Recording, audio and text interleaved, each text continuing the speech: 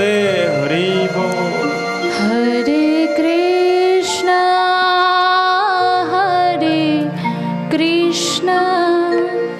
কৃষ্ণ কৃষ্ণ হরে হরে হরে রাম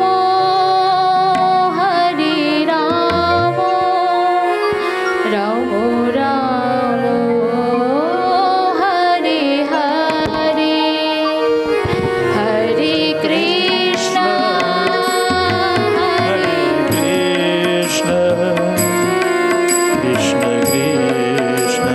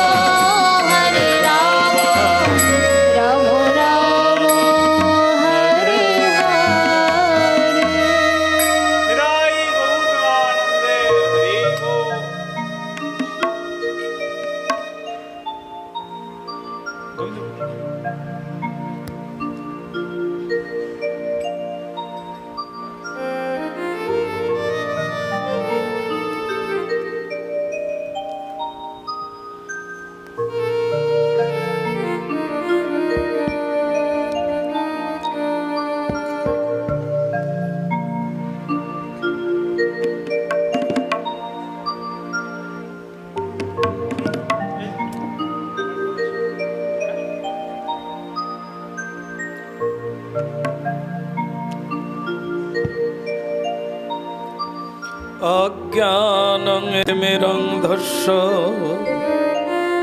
জ্ঞানাঞ্জনশলাকয়া চক্ষুরুন্মীলিतं येन তস্मै শ্রীগুরবে নমঃ। নিত্যানন্দমহং বন্দে কর্ণিলম্বিতকুণ্ডलं চৈতন্যাগ্রজরূপিণঃ পবিত্রীকৃতভূতলम्। নমঃ ব্রহ্মদেবায় গোব্রহ্মণ্যহিতায়শ্চ जगद्धिताय कृष्णाय गोविन्दाय नमो नमः। नमो वृन्दावै तुलसीदेवै प्रियावै केशवस्य च विष्णुभक्तिपदे देवी सत्यवत्यै नमो नमः। नारायणं नमस्कृतं नरं चैव नरोत्तमं देवीं सरस्वतीं वैशं ततो जयोमुदीरये। ॐ नमः भगवते वासुदेवाय हरये परमात्मने प्रणतक्लेशनाशाय गोविन्दाय नमो नमः। जय रूप सनातन भट्ट रघुनाथ श्रीजीव गोपाल भट्ट दास रघुनाथ वंशाकल्पतरुवत्स कृपा सिन्धुभ्यो च पतितानां पावनेभ्यो वैष्णवेभ्यो नमो।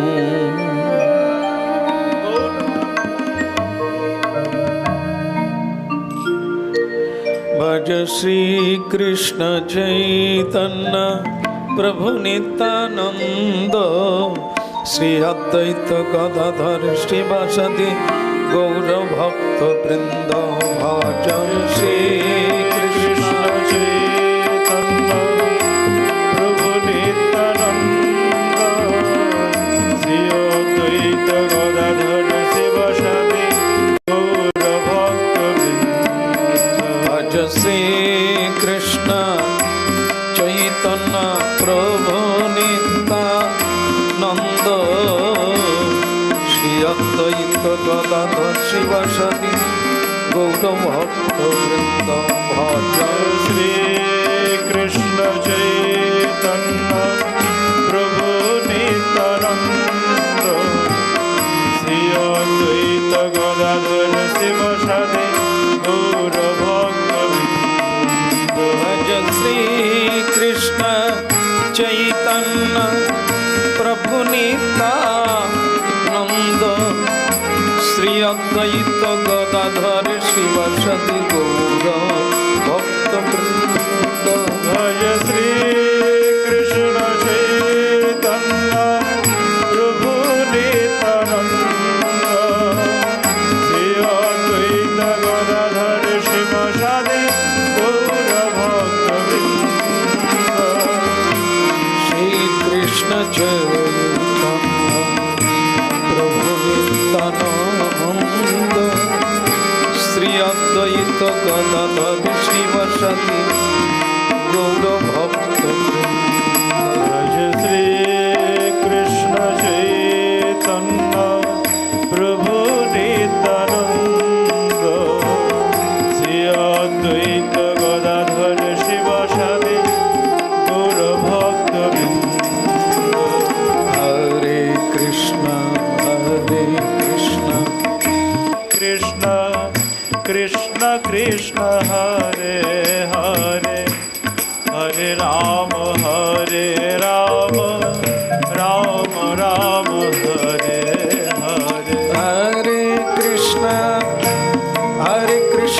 कृष्ण कृष्ण हरे हरे हरे राम राम राम हरे हरे। हरे कृष्ण कृष्ण कृष्ण हरे हरे हरे राम राम हरे हरे। हरे Krishna Krishna Krishna Hare Hare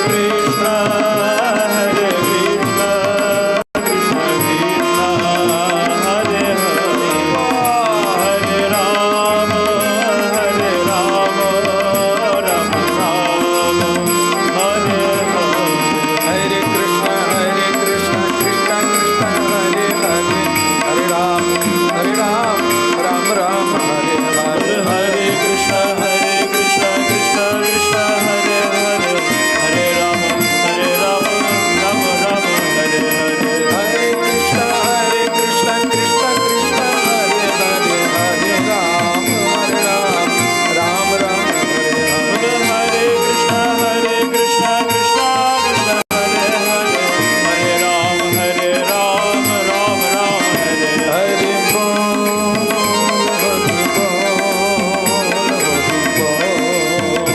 Hare Bol, Hare Bol, Hare Bol.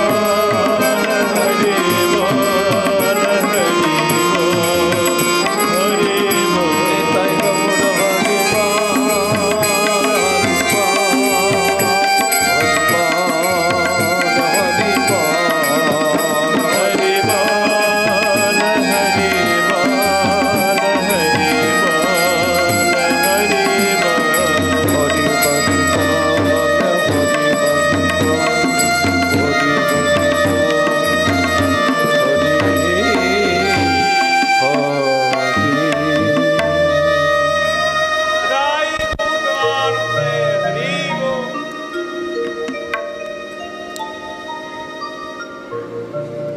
Nadia Bihari সকল ত্রিতাপহারী রাধা কৃষ্ণ প্রণয় বিরৃতল্লাদিনী শক্তি রশ্মা দে কাত্মানা বোপি ভুবি পুরা দেহঙ্গত চৈতন্যাখ্যাং প্রকটনাং তদ্দৈতমাপ্তং রাধা ভাব দুতি সুবলিত নৌমি কৃষ্ণ স্বরূপম। রাধা কৃষ্ণের প্রণয় বৃক্ষেতে তার পরিণতি হচ্ছে রাধা শ্যাম মিলিত তনুশ্রী গৌরাঙ্গ মহাপ্রভু। যে গৌরাঙ্গ মহাপ্রভু রাধা প্রেমে ঋণী হয়ে গৌরাঙ্গ হয়ে আস্বাদন করতে এলেন, সেই পরম প্রেমময় গৌরাঙ্গ মহাপ্রভুর ভজনকারী সকল ভক্তবৃন্দের শ্রীপাদ কমলে অভাজনের প্রণাম নিবেদন।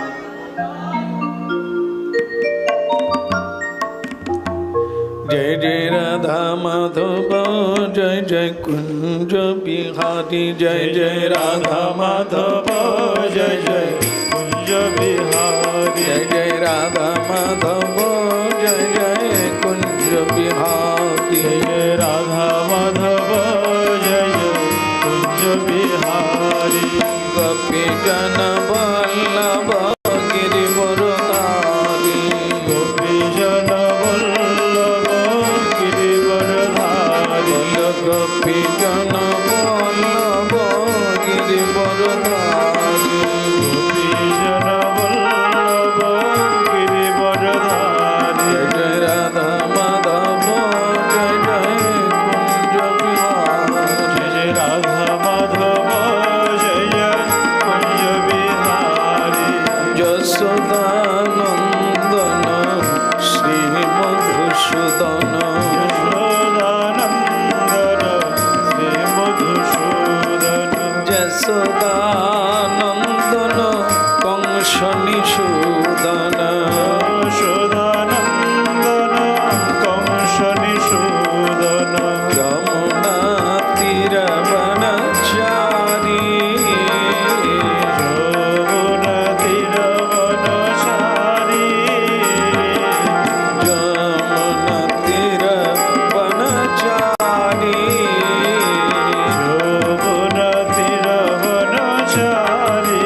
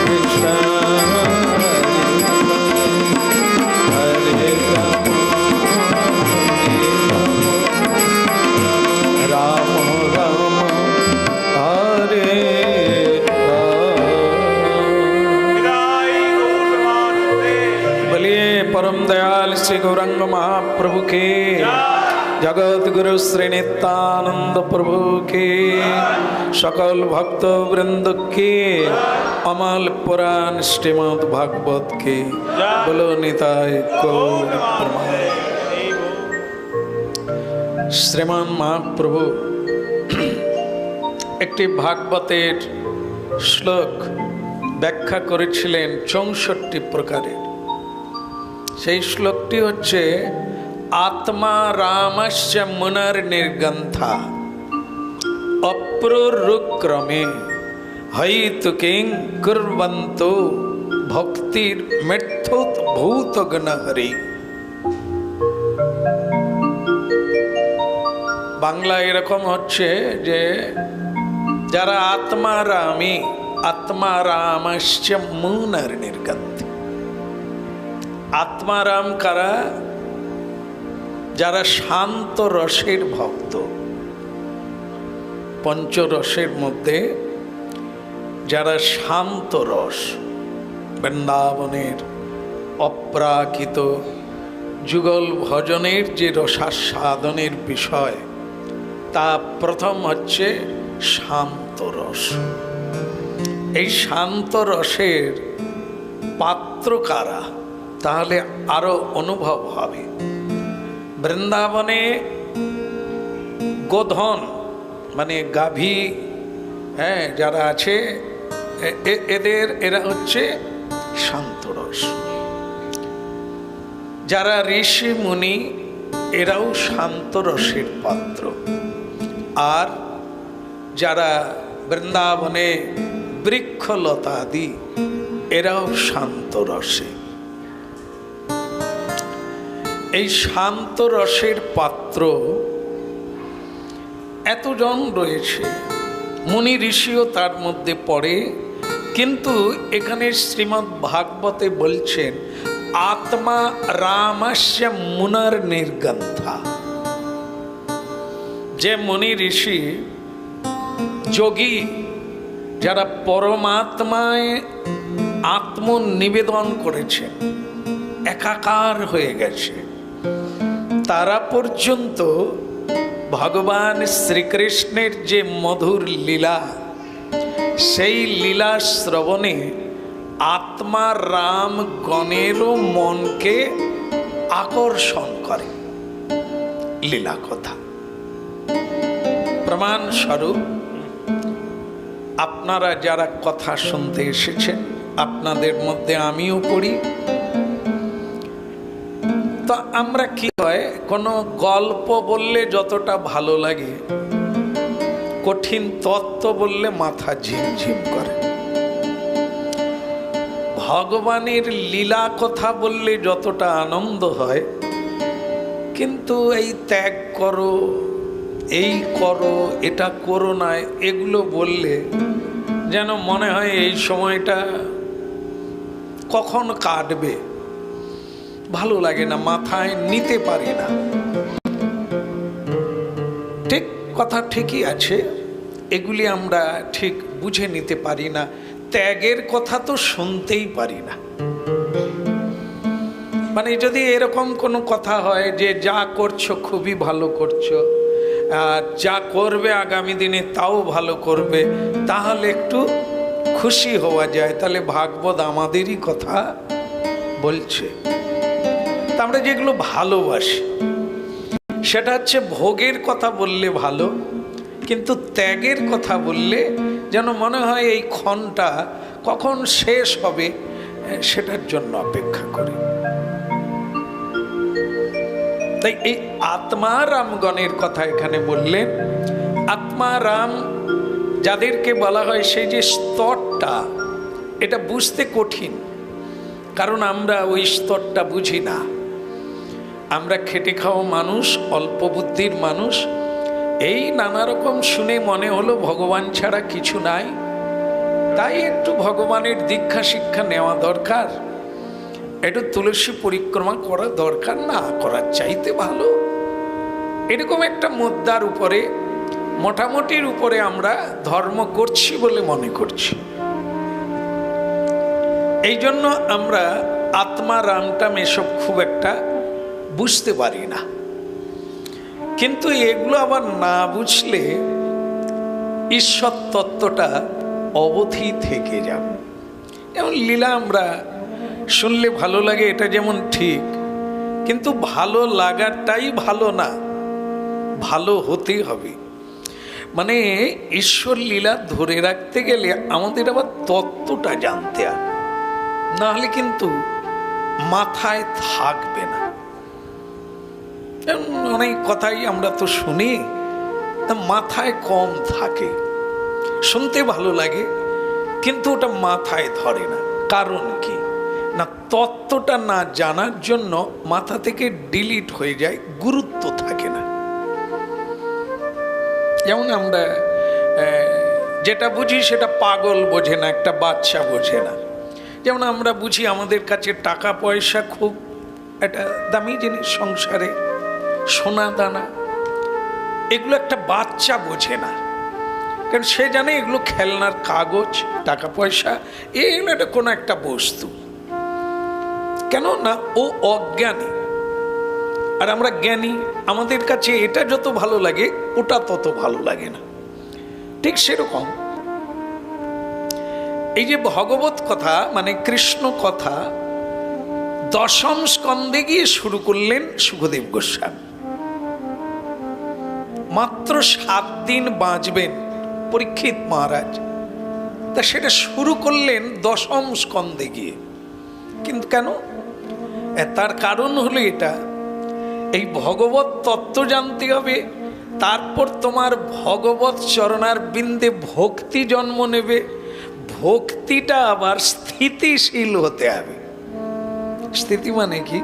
কখনো কেঁদে ফেলি, কখনো আবার ভগবান নাই বলে মনে হয়, আও সব বাদ দাও, আজকে জবটা নাই হলো তাতে বাকি। এই হচ্ছে স্থিতিশীল না হওয়ার জন্য এ কখনো আসে কখনো আসে না। এটি কিন্তু ভালো না, লেগে থাকতে হবে। হ্যাঁ করি, হয়তো সংকটে পড়ে গেছি, কিন্তু তত্ত্বটা মাথায় রাখতে হবে। এ লীলা তাঁর সকল কারণের কারণম তিনি, যা করছেন তিনি, যা করবেন তিনি। কারণ আমি থাকবো না, পৃথিবী চলবে, আবার আমি তখন আছি, তখনই চলছে। তার মানে এটা অন্য কেউ চালাচ্ছেন, আর অন্য কেউয়ের জায়গায় হলো স্বয়ং ভগবান।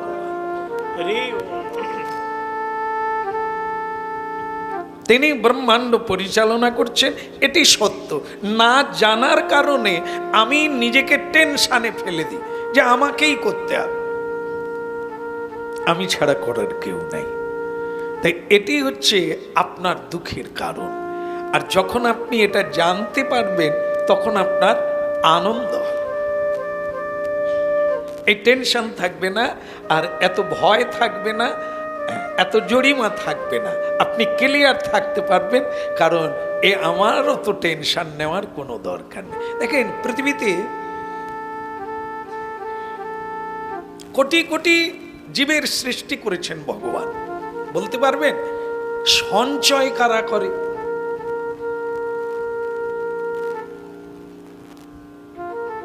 বলুন, সঞ্চয়, সঞ্চয় মানে জমিয়ে রাখা, কারা করে? অর্বুদ অর্বুদ জীব, পক্ষী, পশু, কীট পতঙ্গ, কৃমি, লতা পাতা, বৃক্ষ লতা আদি নানান সৃষ্ট জীব। কিন্তু তাদের মধ্যে সবচাইতে সঞ্চয় রাখে কারা? কে? পাখিরা? হ্যাঁ, মৌমাছি রাখে, মানুষ তো রাখতে পারেনি। আপনি মৌমাছির কথা বললেন, আগে মানুষের কথাটা আসলো না। বলো রাধে রাধে। এখন প্রশ্ন হয়েছে, ভগবান জীব সৃষ্টি করলেন, সকলেই ক্ষুধা আছে, পিপাসা আছে, ভোগ আছে, সবই আছে, মায়া আছে, মমতা আছে, জীব জন্তুর মধ্যেও আছে, মানুষের মধ্যেও আছে, তাদেরও বাচ্চা আছে, সংসার আছে, মানুষেরও আছে। তাহলে মানুষ এত সঞ্চয়ে ব্যস্ত কেন? মানুষ ভবিষ্যৎ নিয়ে ব্যস্ত। আর জীবজন্তু কীট পতঙ্গ কেউ কিন্তু ভবিষ্যৎ নিয়ে ব্যস্ত নয়। তাহলে জীব কেন এটা নেয়? আমরা বলি তারা নির্বোধ, এই জন্য তাদের জানা নাই। না, তারা সবোধে আছে। প্রতিদিন আমাদের খাওয়ার জোগাড় করতে হবে, আর মানুষ বলে খাওয়ার সঞ্চয় করে রাখতে হবে। তাহলে এইখানে মানুষ ভুল করে, কোনো কিছুর প্রয়োজন নাই। কারণ প্রতিদিনের খাদ্য তালিকা প্রতিদিন খেতে পারবে, আর ভগবান সবার জন্যই ব্যস্ত। তিনি সব ব্যবস্থা তিনিই করছেন, মানুষ করতে পারে না। মানুষ যতটা সঞ্চয় রাখে তা কি খেতে পারে কেউ? বলতে পারবেন? টাকা বলেন, খাদ্য বলেন, যেগুলো সঞ্চয় রাখে কেউ খেতে পারে? বলো। মনে করুন একটা সংসারে 1 বিঘা জমি চাষ করলে কি হয়ে যাবে? চলে যাবে। কিন্তু তিনি 5 বিঘা চাষ করলেন, কি হবে? কি হবে? বিক্রি করে দেবেন। বিক্রি করে দিয়ে সঞ্চয় করে পরের বছর আবার 5 বিঘা করলেন। তারপরের বছর আবার 5 বিঘা করলেন। তাহলে আপনি যে সঞ্চয়টা রাখলেন সেটা কবে খাবেন? না, সেটা খেলেন না। এতে হাত দেওয়া যাবে না। এ ভবিষ্যতের জন্য আমরা যখন কি হব? বুড়ো হব। আচ্ছা, হাত তুলেন তো, বুড়ো বয়সে কে জমানো টাকা খায়? খায় না, ও সব কচিদের দিয়ে দেয়। তাহলে আপনি সঞ্চয় করলেন, খাচ্ছে কারা? ছেলে মেয়েরা। কেন ছেলে? আপনারা খাটলেন, ছেলে মেয়েরা খাটবে না? তারাও খাটছে। তাহলে কি হলো? আপনাদের জমানো, ছেলে মেয়েদের জমানো আরো বৃদ্ধি হতে লাগে। তাহলে ওটা খাবে কবে? ওটা ভোগ করবে কবে? বলো।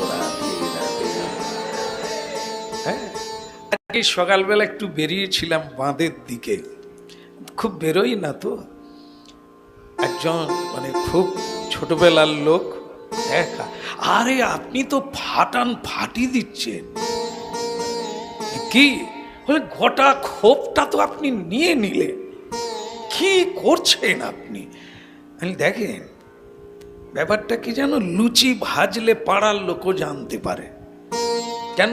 কল কল কল কল করে তেলে ফুটে, হ্যাঁ, তারপরে লুচির গন্ধ উঠে, তো লোকে তখন বুঝতে পারে ওদের লুচি ভাজা হচ্ছে। তা আমিও রোজগার করি, তোমার সঙ্গে আমি লেখাপড়া করেছি, তুমিও আজ পর্যন্ত কামাই দাও না, রোজগার করছো। আমার রোজগারটা লুচির মতো ভাজা হচ্ছে, শব্দ হচ্ছে, তাই তুমি জানতে পারছো। কিন্তু তুমি তো ময়দা কিনো না, তুমি তো মৌমাছিওয়ালা, তুমি তো যা রাখছো সব সোনার বাটখারা, তোমারটা দেখা যাচ্ছে না। তোমরা হচ্ছে ভবিষ্যৎকালে চিবাবে ছোলা ভাজা যখন দাঁত থাকবে না। আর আমি যা পাই কিনে চূড়া তুলে দিই, তোরা দুধ থেকে দেখ। সকলে জানলো উনি খুব কামিয়েছে, যা দেখা যাচ্ছে। এটা সঞ্চয় না রেখে তার বহিঃপ্রকাশ করা হয়েছে। আর আপনি যা পাচ্ছেন 14 পুরুষ ধরে, ওটা কে খাবে? একদিন চোরে লুটে নেবে, নালে ব্যাংকে হ্যাকার হবে, বহু টাকা হয়ে গেছে, নালে সরকার নিয়ে নেবে, আর না হলে ভূতে খাবে। ওকে আপনি হাত দেবেন না, ও তো জোকের ধন। আপনার ভেতরে একটা অজ্ঞানতা এসে গেছে সঞ্চয় রাখা, কারণ ভবিষ্যতে আমি আর রোজগার করতে পারবো না। এখানে বলছেন সবচাইতে সত্য, আপনার কোনো ভবিষ্যৎ নাই, ভবিষ্যৎ অন্ধকার। আপনি আজ আছেন, কালকে কি কারণে ঘটে যাবে ঘটনা আপনার আর ভোগ করার কোনো চান্স আজকে যেটা খাচ্ছেন খেয়ে নেন, যা মনের বাসনা করে নেন। যদি ভালো কাজ করারও ইচ্ছা থাকে করে মানুষের আশীর্বাদ কুড়িয়ে নেন, কারণ ওই অর্থ কারোরই কাজে লাগে না।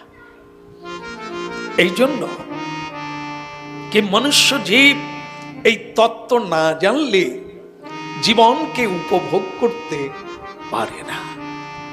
তাই যারা জানতে পারে তারা বিষয় বৈভবকে ত্যাগ করে দেয়।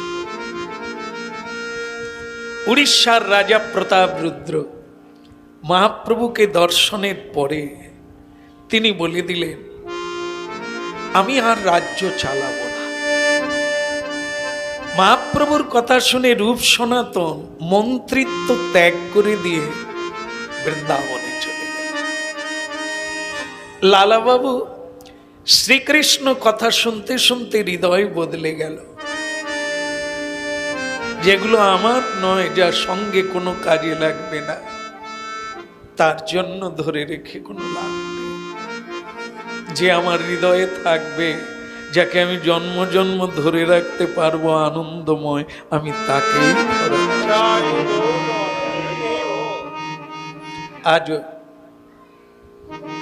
আজও আপনারা অবাক হয়ে যাবে, বাবা মায়ের এক ছেলে নবদ্বীপে গিয়ে মাথা মুড়িয়ে নিয়েছে, চাকরিতে ইস্তফা দিয়ে, চাকরি ছেড়ে দিয়ে কৃষ্ণ ভজন করছে।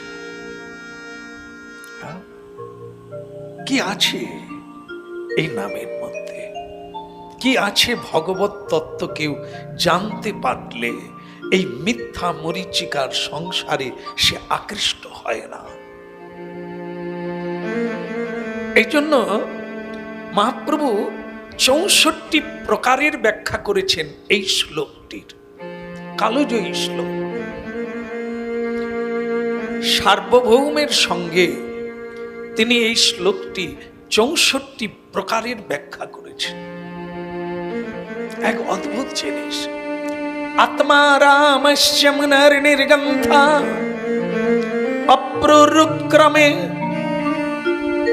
আইতু কিং কুর্বন্তু ভক্তির মিথ্যুদ্ভূত গুণ হরি। অদ্ভুত ভগবানের চরিত্র কথা, ভগবানের অমৃতময় লীলা, এত অমৃত, এত সুধা নির্যারিত।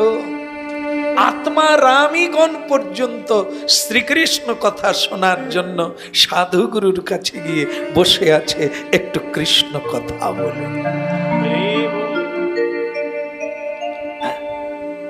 দেখো যুগ যুগ ধরে সেই প্রহ্লাদ মহারাজের কথা যদি ধরা যায়, তিনি ছিলেন সত্য যুগে। এই যুগে যুগে কৃষ্ণ নামের এত মহিমা। প্রহ্লাদ মহারাজ কৃষ্ণ নাম করে জীবন মৃত্যু হয়ে গেলেন, মৃত্যুকে জয় করে নিলেন, অমরত্ব প্রাপ্ত হয়ে গেলেন, হরিনামের মহিমা দেখিয়ে দিলেন। ত্রেতা যুগে হনুমানজি পশুকুলে জন্ম নিয়েও ভগবান সীতারামকে হৃদয়ে ধারণ করে দেখিয়ে দিলেন। রাম নামে, হরি নামে যে অসাধ্য সাধন করা যায়, ওই গানটা গাও তো, কি কৃষ্ণ নামে, বাহ, শোনো। রাধে রাধে। কৃষ্ণ নামে চলে যে জনা, অসাধ্য সাধন করে সেই জনা। কৃষ্ণ নামে চলে যে জনা, অসাধ্য সাধন করে সেই জনা। কৃষ্ণ নামে চলে যে জনা, অসাধ্য সাধন করে সেই জনা। তার থাকে না কোনো ভয়,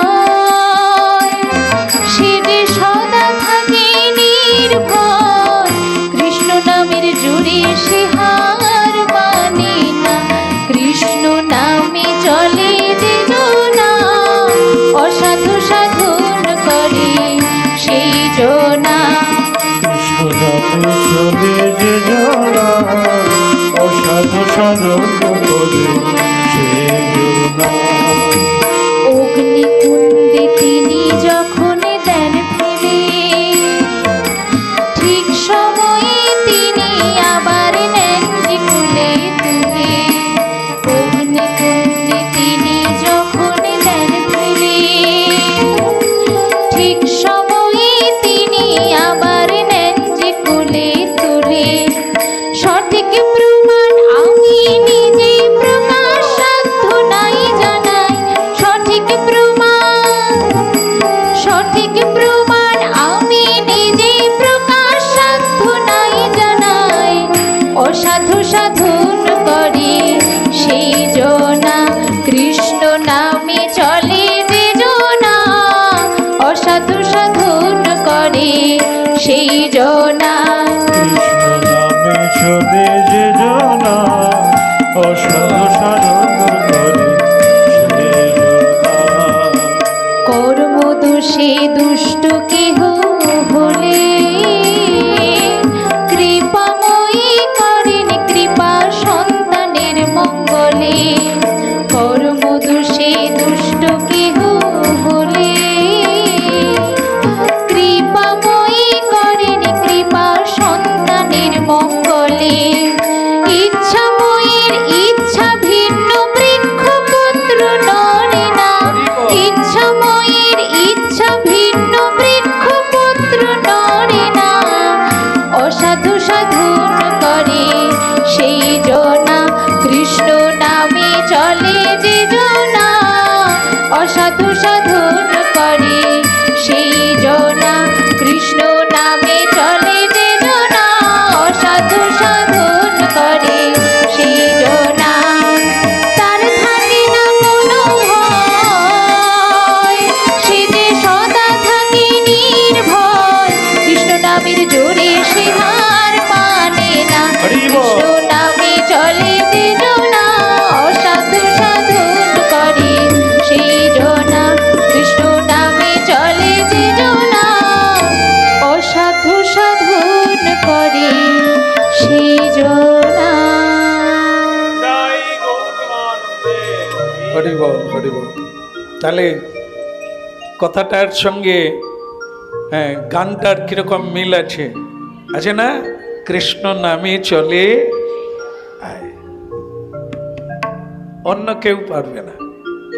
এ পৃথিবীতে রাজা, জমিদার, অর্থশালী, ধনবান এই চমৎকার দেখাতে পারবে না, যেটা কৃষ্ণ ভক্ত পৃথিবীতে চমৎকার রেখেছে। আজকে যিনি ভারতের শ্রেষ্ঠ ধনী, এসব পরিগণনা হয়, পর্যালোচনা হয় যে বর্তমানে ভারতের শ্রেষ্ঠ ধনী কে। তো মনে করা গেল একজনা শ্রেষ্ঠ ধনী নির্বাচন হলো, আবার পরের বছরে যদি গণনা করা যায় তখন দেখা যাবে ওই ধনীর চেয়ে আর একজন ধনী হয়ে গেছে। তো এরা হারিয়ে যাবে। এই ধনবান একদিন কোনো কারণে পড়ে ধন হারা হয়ে যাবে, কিন্তু যুগ যুগ ধরে কৃষ্ণ ভক্তের যে ভক্তি ধন, এটা বৃদ্ধি হয়, মহিমা কমে। হ্যাঁ, আমরা আজকে যে কথা গুলো শুনছি সব হয়ে যাওয়া, মানে ঘটনা হয়ে গেছে।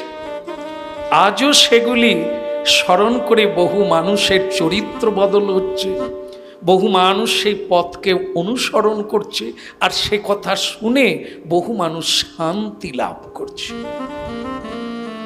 কেন না, ওই জীবন চরিত্রের মধ্যে একটা দিব্য কথা লুকিয়ে আছে। এই দিব্য কথাটা কি না, ভগবানের কথা হচ্ছে দিব্য। এই জগতের জড় জগতে কোনো উদ্ভব জিনিস নয়। এই জগতে যা যা কিছু উদ্ভব মানে আবির্ভূত হয়েছে বা জন্ম নিয়েছে, এর আবার সব ধ্বংস আছে। একমাত্র ভগবানের কোনো জন্ম নাই আর তার কোনো মৃত্যুও নাই। এই জন্য যুগ যুগ ধরে তার এই নাম সবাই জপ করে আসছে, এর কোনো শেষ নাই, আর কোনো দিনও শেষ হবে না। এর নাম হচ্ছে দিব্য। এর ক্ষয় নাই, লয় নাই, চলতা। আর মানুষের হৃদয়ে যত থাকবে, যতদিন একই কৃষ্ণ নামের অমৃত, অমৃত থেকে অমৃত আস্বাদন হবে। প্রতিদিন যদি কেউ জপ করে, নূতন নূতন রসাস্বাদন। শ্রীমদ্ ভাগবতের শ্রীকৃষ্ণ লীলাগুলি আমরা যতদিন কীর্তন গাইছি ততদিনই গেয়ে যাচ্ছে। তবু যখনই গাই তখনই যেন মনে হয় আজ আমি নূতন লীলা গাইছি। আর আপনাদের কি মনে হয়, শুনতে কেমন মনে হয়? যে মনে হয় একরকম একটু নূতন নূতন ব্যাপার আসছে না? যদিও আমরা জানি, তবু তা থেকে নূতন আসে। কেন আসে? কিন্তু অনেক বছরের পর বছর আপনারা শুনছেন, আর আমরা গাইছি, আমার বাপ ঠাকুর দাদা গেয়ে গেছেন, এরপরে যারা আসবে তারাও গাইবে, কিন্তু ক্লান্তি আসবে না। যে এটা তো জানা, এটা আপনি বলতে পারবেন না, কারণ ভগবানের দিব্য নামে প্রতিদিন আনন্দ বৃদ্ধি হয়। তা আবার এটা আবার একটা কথা আছে, যত মানে কি, যত দিন যাবে এর মধুরতা। কেন এটা বললেন আপনারা? কেন, কি করে মধুরতা বাড়বে বলুন তো, বলতে পারবেন? কিরকম? যেমন দেখেন, এই যে কথাটা কিসে কিসে ঘুরছে, কিসে কিসে ঘুরছে, কথা তো মাটিতে পড়ছে না, কথা কোথায় কোথায় যাচ্ছে? এই যে আমি কথা বলছি, আপনারা কথা দিয়ে শুনছেন, নাক দিয়ে, কান দিয়ে শুনছেন না? তা কান দিয়ে শুনে যাচ্ছে কোথায়? ভেতরে যাচ্ছে। আবার শোনা হয়ে গেল। তা আপনারা শোনার পরে কি করেন? বাড়িতে কারো কাছে গল্প টল্প করেন না? গল্প করার সময় আমার মতো বলেন কি? না না, আমি আমার মতো বলেছি, আপনারা আপনাদের মতো বলেন। সেটা আবার আরো রসিয়ে রসিয়ে, জানো কি কাণ্ড ঘটেছে। এই যে যেমন দেখেন না, এই যে হয়তো গাড়ির মাঝে কোনো একটা ঘটনা ঘটে গেছে, তা যে যারা দেখে তারা একরকম বলে, যারা আবার তার কাছে শুনে সে আবার, ও গো কি কাণ্ড, তুমি শুনোনি? হায়, পুরো বাস আর নাই, বাস কিন্তু এমনি হেলে দাঁড়িয়ে আছে। সে ঘটনা বলেছে, আগো কি কাণ্ড, সব লোক আর একটু হলে মরে যেত। তা যে শুনে এসেছে সে পাড়ায় বলছে, আগো একটা লোক বাঁচেনি। তাহলে কি হলো? বদলে গেল না? আর যারা শুনলো অবাক হয়ে গেল না? কৃষ্ণ কথা এইরকম বলতে বলতে এ বদলে যাচ্ছে, আরো মধুর হয়ে যাচ্ছে। যত এঁঠো হবে, যেমন ঠাকুমা দিদিমা কি পান খেলে চিবানো পানটা নাকি যারা খাবে তারা জানবে, গল্প বললে হবে না। আমরা খেয়েছি, আমাদের পাড়ার ঠাকুমাদের মুখ থেকে বের করে নিয়েছি। আর কখন পান খাবে খালি খোঁচাতাম, পান খাবে না। হ্যাঁ, তো তারা যখন পান খেতেন তাদের মুখ থেকে বের করে নিতাম। তা সে একদিন ঠাকুমা বলতো, খাবি খাবি, এক খিলি পান যদি ভেঙে দিতেন, সে পান খেয়ে, কারণ ওর ভিতরে ওই সুপরি খুব আমার কাছে গোলমালের জিনিস, ওকে কি করে গুঁড়া করব তাই ভাবতে পারিনি। কিন্তু ওনারা যখন খায় সব পিষে আর হলুদ বাটা হয়ে যায়, আর সেটা খেতে দারুণ স্বাদ লাগে। তা ঠিক এই সুখ মুখাদ মৃত কৃষ্ণ কথা কঠিন অক্ষর ব্রহ্ম গ্রন্থে লেখা আছে, পড়লে আপনাদের ঘুম এসে যাবে, পড়লে মাথা ঝিনঝিন করবে, তারপরে বলবেন কিছু বুঝতে পারিনি। উনি যে কথা থেকে বলেন বুঝতে পারিনি, সেই কথাই আপনি পড়বেন, বুঝতে পারবেন না। কেন না, গ্রন্থ থেকে আস্বাদন করে আমি যেটা বুঝেছি আপনাদেরকে আমার ভাব দিয়ে বোঝাবার চেষ্টা করি, এই জন্য এত ভালো লাগে। সেটা কি হয়েছে, কঠিন বস্তু আমার কাছে দ্রবীভূত হয়ে গেছে, গুলে জল হয়ে গেছে, লিকুইড তৈরি হয়ে গেছে। এখন আর চিবানোর লাগবে না, শুধু ঘোট ঘোট পিয়ে নিলেই হবে।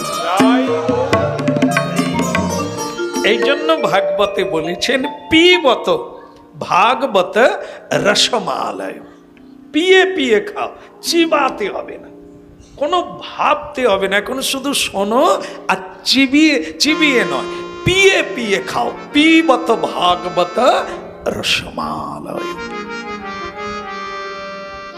কৃষ্ণ কথা এত মধুর, তাই মানুষ সর্বহারা হয়ে গেলেও শ্রীকৃষ্ণ কথা শোনার সুযোগকে হারাতে পারে না। সাধু সঙ্গ অপস্মারী করে।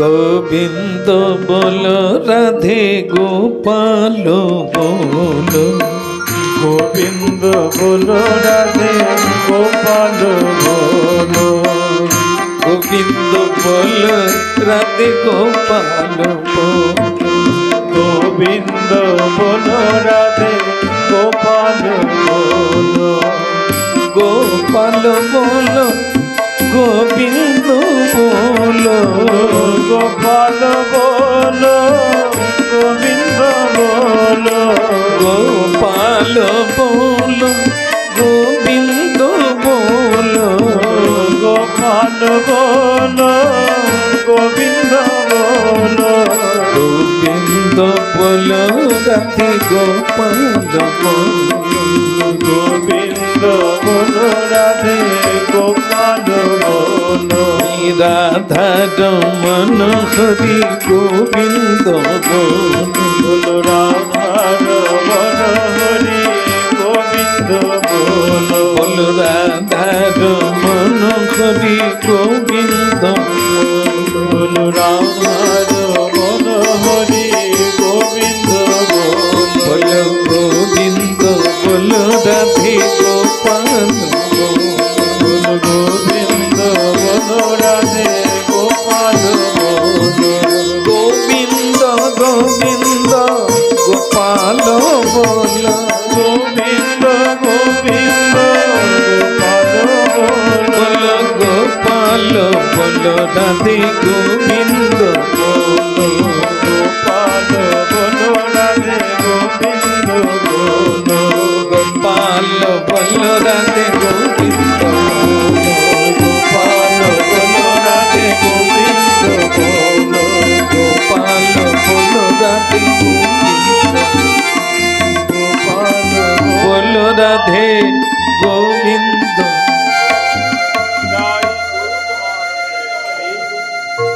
ছোট্ট করে একটু বলি, যার কথা হয় স্বয়ং ভগবান শুনতে ব্যস্ত হন, তার নিজের কথা তিনি নিজেই শুনতে ভালোবাসেন। রাজস্থানে এক ভক্ত ছিল, গোপালকে এত ভালোবাসে সন্তানের মতো, শাসনও করে, বকাবকিও করে। এই গোপাল ওই ভক্তকে খুব ভয় করে, কথা না শুনলে কোথায় মারবে বকবে, তো সেই ভয় করে চলে। এখন গঙ্গার ওপারে এক জায়গায় এক ভক্ত খুব মানে আমাদের রাধা ঠাকুরানীর কথা খুব সুন্দর করে বলে, সে সারা জীবন কেবল রাধারানীর কথাই বলে। তো যে সারা জীবন রাধারানীর কথা বলে তার কাছে রাধারানী খুব সুন্দর রূপে প্রকাশ পায়। একবার এক ভক্ত আরেক ভক্ত, তা এই যে ভক্তের গোপাল যে শাসন টাসন করে না, তার কাছে এসে বলছে, গোপালকে বলছে সে ভক্ত, তা তোমার প্রিয়ার কথা হবে। কার কথা হবে? মানে গোপালকে শোনাচ্ছে যে ওপারে তোমার প্রিয়ার কথা হবে, তা তুমি যাবে না? গোপালের শুনে কি আনন্দ, কিন্তু ওই ভক্তকে বড় ভয়, মারতেও পারে। এই জন্য চোখ টেরিয়ে টেরিয়ে বলছে, আমাকে বলে কি হবে,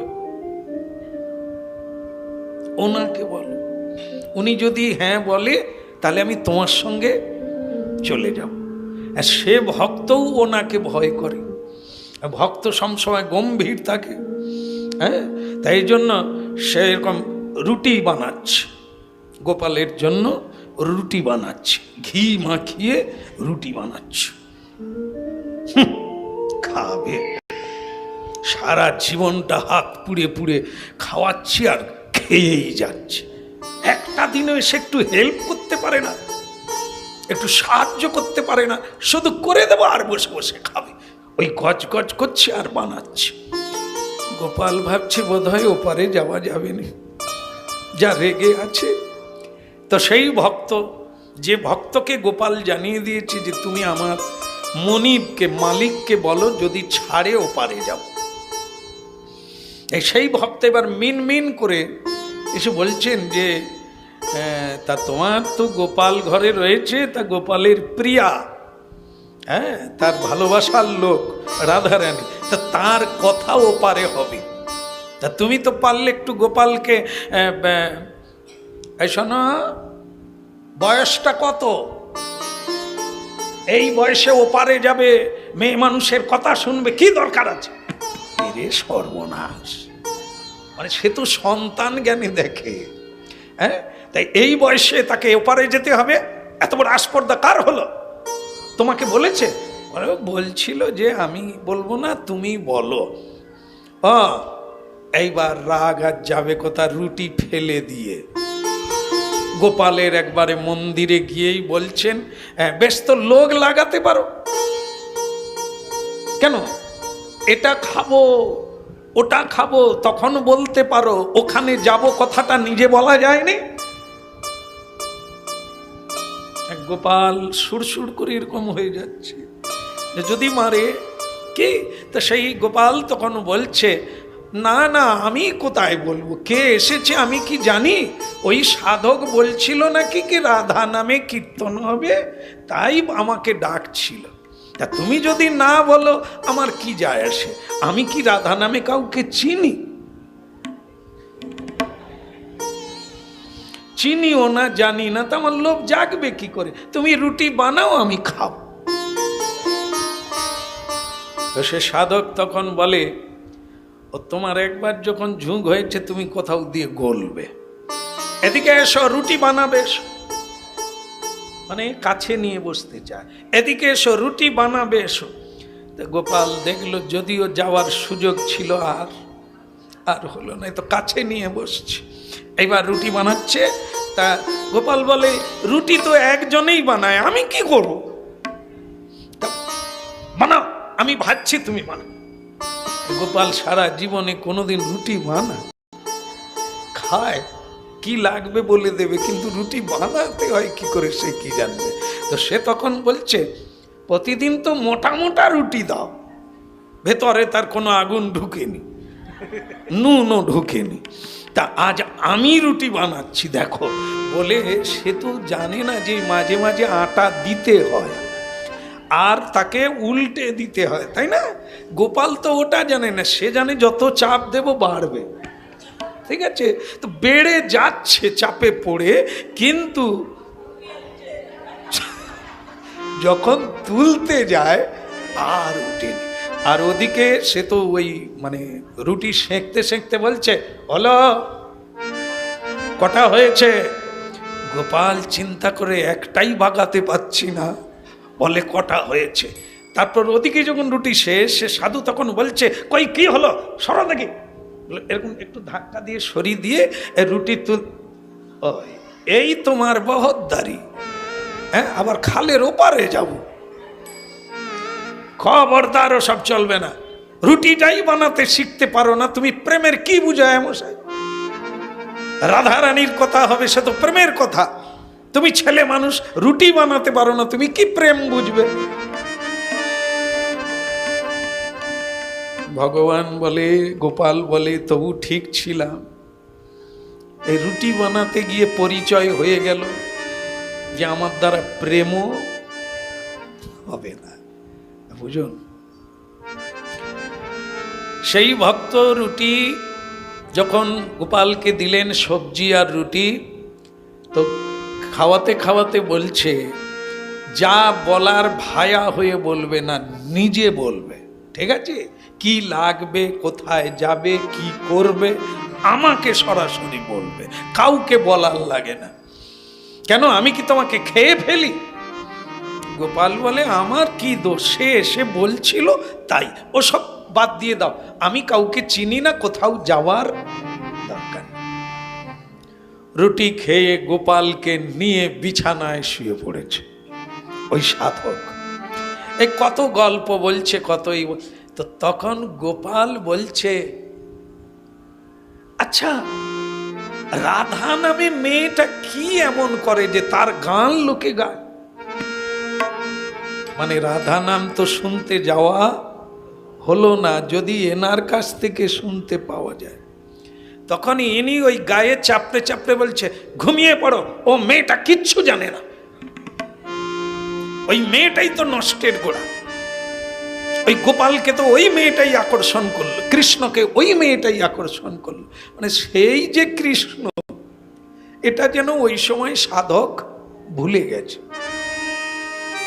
এই গরু চড়াতে যেত, আর ওই মেয়েটা জল আনা ছল করে আমাদের কৃষ্ণকে তো ওই মাথা খারাপ করলো মেয়েটা। ও মেয়েটা কিচ্ছু বোঝে না, সংসার টংসার ছেড়ে দিয়ে কেবলই প্রেম করার জন্য যমুনার তীরে এসে বসে থাকে।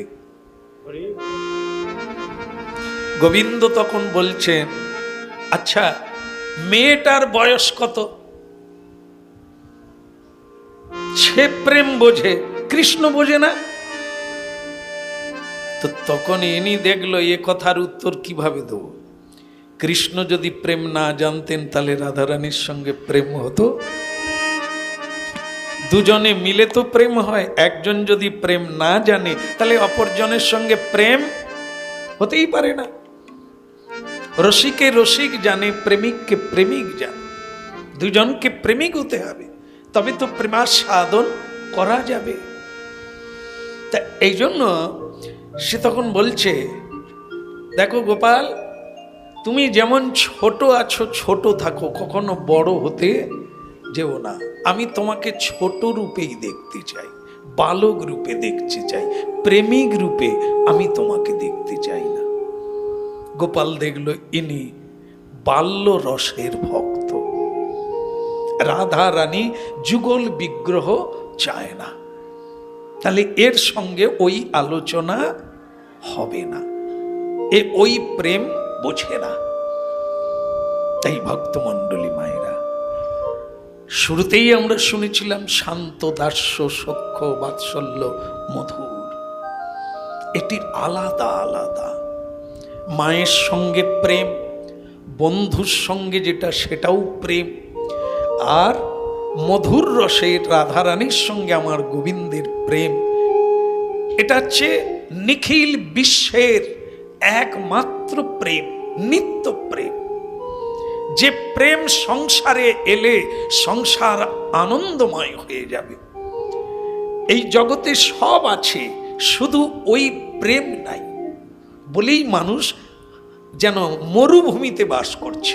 সব আছে, শান্তি নাই, সেটি হচ্ছে প্রেম। লেখাপড়ায় জ্ঞান লাভ করা যায়, লেখাপড়ার দ্বারা, বিদ্যার দ্বারা অর্থ উপার্জন করা যায়, কিন্তু লেখাপড়ার দ্বারা প্রেম উপার্জন করা যায় না। প্রেম করতে গেলে, প্রেম পেতে গেলে তাকে হৃদয়ের প্রয়োজন, অর্থের দ্বারা প্রেম উপার্জন হয় না। প্রেম হৃদয়কে যৌবন এনে দেয়, বয়স কমিয়ে দেবে। কৃষ্ণ প্রেম, যে প্রেম প্রতিটি নর নারী বালক বালিকার মধ্যে বিলাতে এসেছে।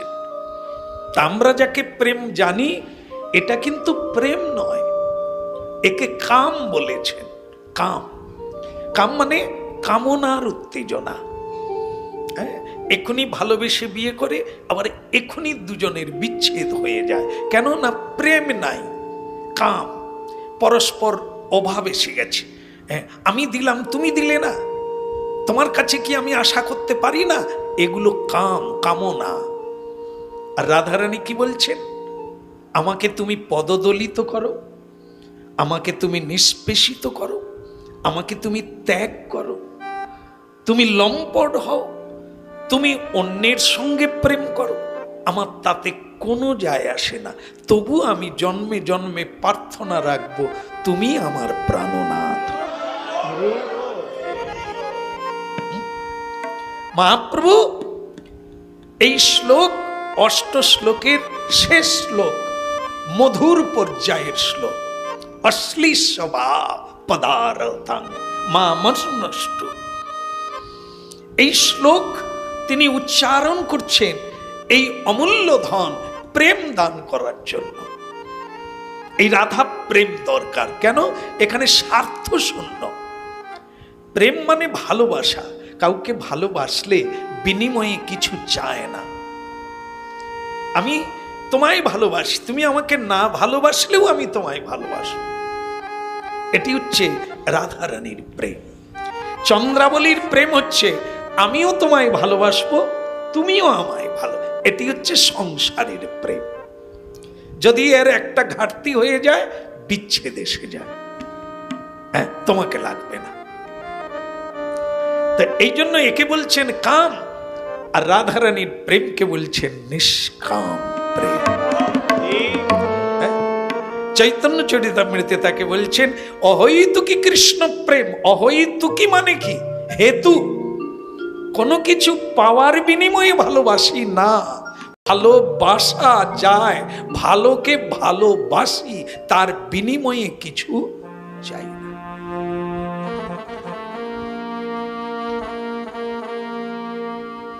প্রভু তব পদ যুগে মোর নিবেদন, নাহি মাগি দেহ সুখ বিদ্যা। তাই হচ্ছে নিখাত কৃষ্ণ প্রেমের অধিকারী জনের কথা। এই জন্য এই কথা যে শুনবে তার চিত্তকে আকর্ষণ করবে, সংসার ভুলিয়ে দেবে। আত্মা রামস্য মুনর নির্গন্ধা অপ্রুগ্রামে। ভক্তির দ্বারাই সেই কীর্তনের মহিমা উপলব্ধি করা যায়, আস্বাদন করা যায়, লেহন করা যায়, আলিঙ্গন করা যায়। আজকে আমরা ওই বাল্যলীলায় দেখি, হ্যাঁ বাল্যলীলায় ভগবান শ্রীকৃষ্ণ সব চাইতে ভগবানের মাধুর্য লীলা হচ্ছে বৃন্দাবনের বাল্যলীলা। বাল্য মানে তিনি শিশুকালে মা যশোদার কোলে বৃন্দাবনের মাটিতে যেসব লীলা করেছেন, সেই লীলাই হচ্ছে সর্বশ্রেষ্ঠ লীলা। আর সেই লীলাই এই যে আগামী মাসে শুরু হবে, কি এই দামোদর, 1 মাস ব্যাপী। শুধু দামোদরের কথা, কোনো রাধারানীর কথা আসবে না, কারণ উনি বাল চাপল্য লীলা, বাল্যলীলা। এ হচ্ছে ঋষি মুনির চিত্তকে আকর্ষণ করে, আর সংসারী জীব তো আগেই আকর্ষণ করে। এই কথা যারাই শুনবে তারা সংসার ভুলে শ্রীকৃষ্ণ চরণামৃত। রাধে কৃষ্ণ গোবিন্দ গোপাল বল, রাধা রমন হরি কৃষ্ণ কৃষ্ণ বল। রাধে কৃষ্ণ গোবিন্দ গোপাল বল, রাধার মন হরি কৃষ্ণ কৃষ্ণ বল। রাধে কৃষ্ণ গোবিন্দ গোপাল বল, রাধা রমন হরি কৃষ্ণ কৃষ্ণ।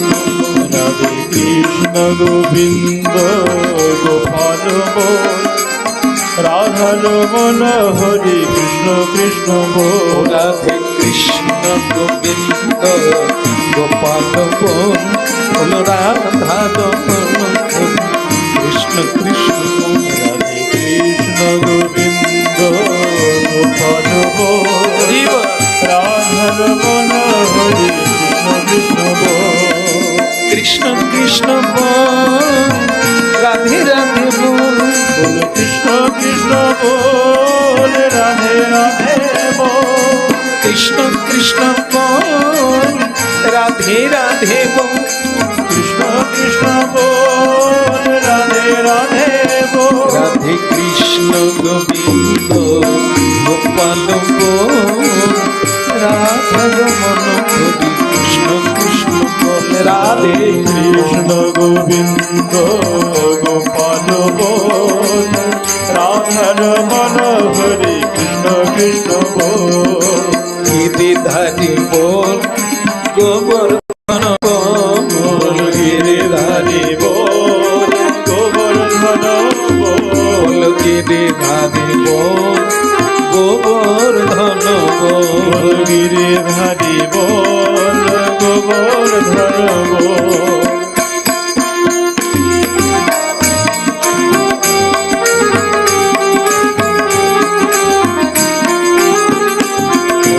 কৃষ্ণ গোবিন্দ গোপাল বল রাধা রমন কবি কৃষ্ণ কৃষ্ণ বল রাধে কৃষ্ণ গোবিন্দ গোপাল বোল রাধার মন হরি কৃষ্ণ কৃষ্ণ বোল রাধে রাধে বল একবার রাধে রাধে বোল একবার রাধে রাধে বল একবার রাধে রাধে বোল গিরিধারী বল রাধে রাধে রাধে বল बोल गिरिधारी बोल राधे राधे राधे बोल রাধে কৃষ্ণ গো হরি হরি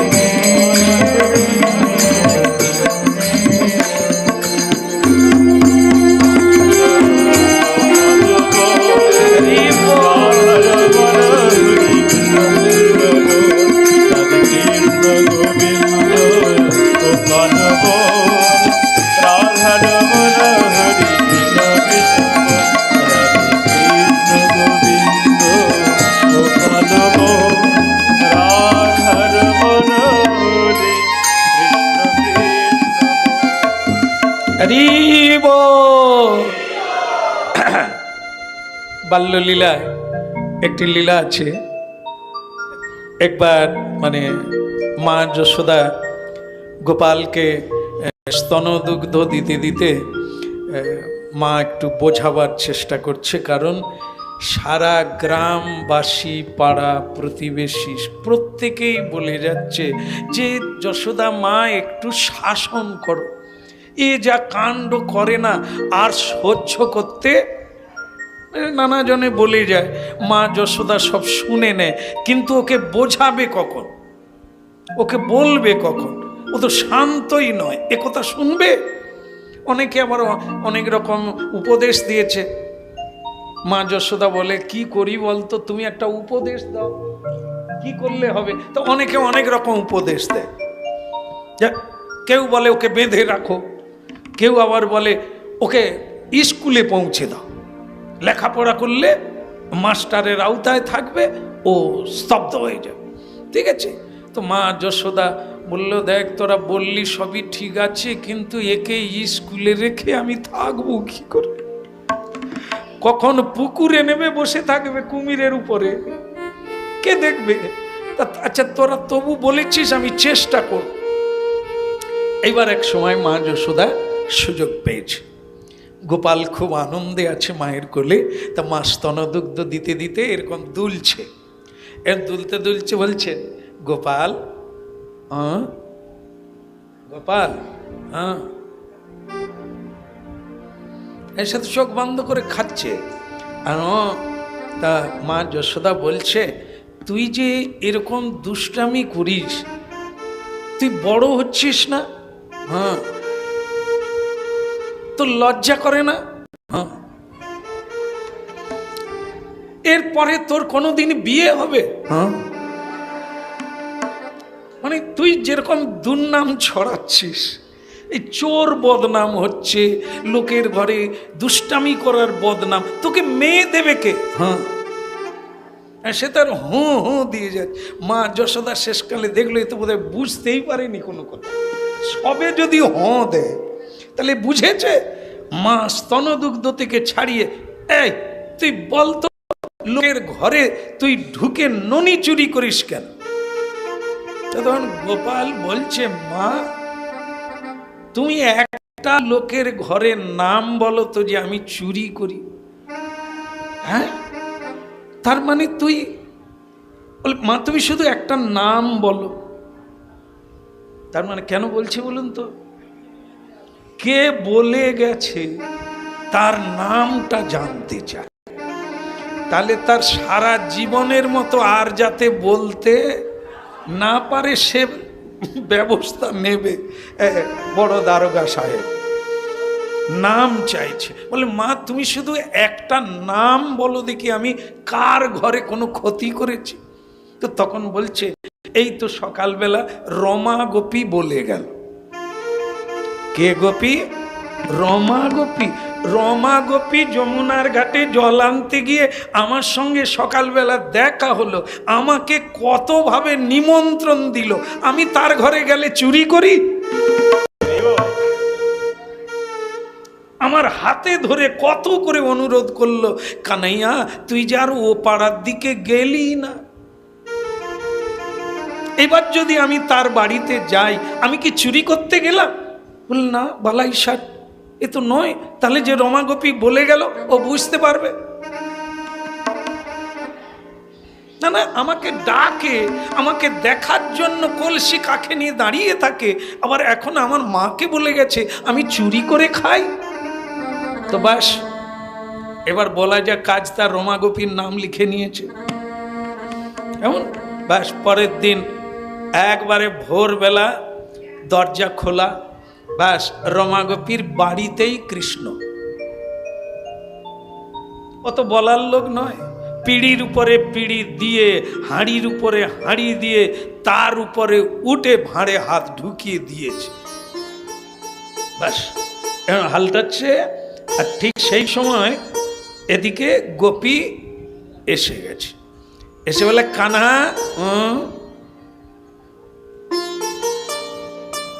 কাজ হচ্ছে, এখন কথা বলার সময় নেই। আরে তুই কি কাজ করিস? তুই এখানে ওই হাঁড়ির ভিতরে হাত পুরে দিক, কাজ আছে। তাহলে আরে কৃষ্ণ তুই এখানে এলি কি করে? কেন আসার কি অসুবিধা আছে নাকি? আসার অসুবিধা আছে? এটা কার বাড়ি? বলে কেন এটা আমাদের বাড়ি। তা তোমরা যে আমাকে বলো তুমি আমাদেরও ছেলে, যশোদার ছেলে, হতভাগী। যশোদার তুমি যদি এক হও, তোমার বাড়ি আর যশোদার বাড়ি কি আলাদা? এবার বলো এটা বাড়িটা কার? তো তখন সে রসিকতা করে বলছে এ বাড়ি তোমার, তাহলে নিজের কাজে যাও। এখনো হাত বের করে না, কি যে খুঁজে সেই জানে। তো সেই গোপী আবার বলছে কানা তুই আমাদের বাড়িতে ঢুকে গেলি কি করে? বলে সত্যি কথাটাই বলি, সকালবেলা চোখ দলতে দলতে তোমাদের ঘরে ঢুকে পড়েছি, আমার মনে নাই যে এটা তোমাদের বাড়ি। মানে আমি মনে করেছি এটা আমার বাড়ি, কিন্তু এখন দেখা যাচ্ছে এটা তাহলে তোমাদের বাড়ি। আচ্ছা চলে যাব। আর চলে যাবে তো তুমি হাতটা তো বের করো। বলে আমি খুঁজছি। তুমি এখানে কি খুঁজছো? ওখানে তো আমাদের ক্ষীর, সর, নবনী, মাখন এসব থাকে, তুমি হাত পুরে দিয়ে কি খুঁজছো? কানা বলে তোমাদের কিছু জিনিস আমি নিতে আসিনি, আমার জিনিস হারিয়ে গেছে, আমি সেটা খুঁজছি। বলে কি হারিয়ে গেছে? বলে আমার একটা ছোট বাছুর হারিয়ে গেছে। অবস্থা বোঝো, মানুষ না হেসে পারবে? এত বড় একটা পাক্কা চোর, সে কিরকম পট্টিপাট্টা দিয়ে সবাইকে না হাসিয়ে দেয়। তখন সেই ওগো শুনছো, ওগো রমেশের বাপ, আগু শোনো শোনো কি বলে শোনো, তার বাছুর হারিয়ে গেছে, আমাদের ভাঁড়ে ঢুকে গেছে। কেন হাত বের করেনি, এখনো খুঁজে যাচ্ছে। বলতে তোর বাছুর কি আমাদের ভাঁড়ে? হ্যাঁ এখানেই আছে, এখানেই আছে। বলে তা পাওয়া গেছে? ধরে ফেলছে। তুমি দেখো এ বড্ড দুষ্টু, এই যখনই একে নিয়ে চড়াতে যাই এ ঘুরে ফিরে খালি লোকের ঘরে ঢুকে যায়। আরে ঢুক ঢুক, বাগানে থাক, খালি হারিয়ে ঢুকে যায়। দেখে পাওয়া গেছে, তুমি চিন্তা করো না, তোমাদের কোনো জিনিস আমি নিইনি। এ আমার বাছুর হারিয়ে গেছে। হ্যাঁ, চৈতালি নামে যে বাছুরটা বড় দুষ্টু, বড়ই চঞ্চল। তা গোপী যাক তোমাদের আর কোনো ক্ষতি হবে না, আমি বাছুর ধরে ফেলেছি বলে মাখন খুব শক্ত, অনেকটা আটা মাখিয়ে যে রুটি তৈরি হয়, লুচি তৈরি হয়, এই রকম জিনিস। তো সেইটাকে এইরকম করে অনেকটা গরুর মতো তৈরি করে ফেলেছে হাঁড়ির ভিতরে। এইবার সেইটাই বের করেছে। গোপী বিশ্বাস করো না, বাছুর দেখো। পুরো মাখনটা নিয়েই চোখের সামনে দিয়ে চলে।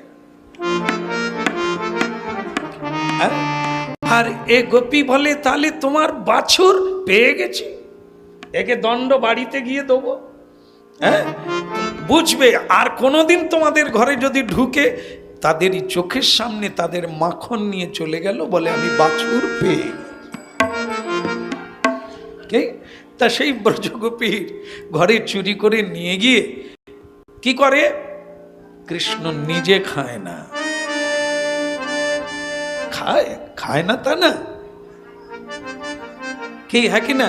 কৃষ্ণ খায় বলো তো, বলাই তো যাবে কার কার ঘরে কৃষ্ণের ভোগ হয়, হাত তুলুন তো। যদি কেউ শশা দেন, লকুন্দালা দেন, তাও হাত তুলুন।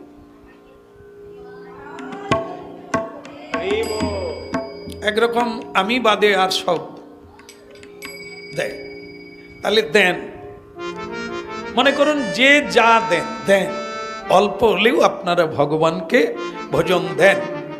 কিন্তু একজন অন্তত বলুন তো, যা দেন কমে না সেরকম থাকে?